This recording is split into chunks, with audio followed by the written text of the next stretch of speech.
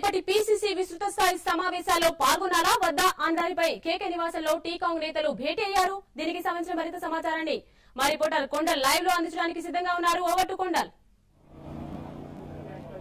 Thank you sir. మరికొద్ది సేపట్లో తెలంగాణకు సంబంధించిన ఎంపీలు కేకే నివాసంలో సమావేశం కాబోతున్నారు. ఈ సమావేశంలో తెలంగాణకు సంబంధించిన మంత్రులు కూడా ఈ సమావేశంలో పాల్గొన్నారు. రేపు విస్తృత స్థాయి పార్టీ ప్రతిష్టాత్మకంగా నిర్వహిస్తుంది. రేపు రాష్ట్ర పార్టీ విస్తృత స్థాయి సమావేశం ఏర్పాటు చేసింది. దీనిలో దాదాపు 1500 మంది ప్రతినిధులు పాల్గొనే అవకాశం ఉంది.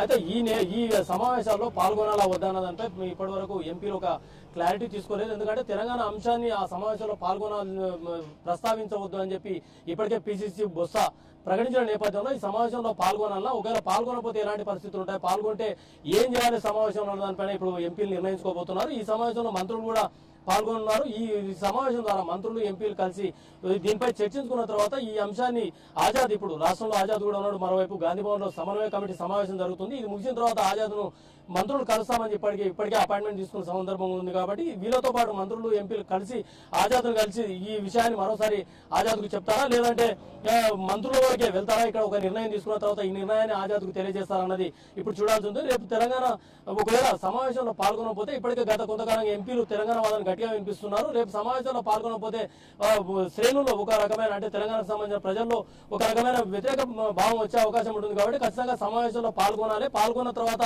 బొత్స చెప్పినట్టు సమావేశంలో అంశాన్ని లేవనెత్తకుండా ఉంటే మరో రకమైన వ్యతిరేకత ఉంటుంది. కాబట్టి ఖచ్చితంగా తెలంగాణ వాదాన్ని గట్టిగా వినిపించాలన్న నిర్ణయంతో ఎంపీలు ఉన్నట్టు తెలుస్తుంది. దీనిపై ఈ సమావేశం తర్వాత ఒక క్లారిటీ వచ్చే అవకాశం ఉంది. ఈ సమావేశం ద్వారా ఒక నిర్ణయాన్ని చర్చించింది, ఆ నిర్ణయాన్ని ఆజాద్ కు స్పష్టంగా తెలియజేసే అవకాశం ఉంటుంది. రేపు అంశాన్ని ఖచ్చితంగా చర్చించాలి. దీనిపై ఇక్కడ నుంచి ఒక తీర్మానాన్ని కేంద్రానికి పంపాలి, అధిష్టానానికి పంపాలన్న ఒక నిర్ణయాన్ని మెసేజ్ ఆజాద్ కు చెప్పే అవకాశం ఉంది ఈ సమావేశం తర్వాత. షైన్. Alright, thank you Kondal.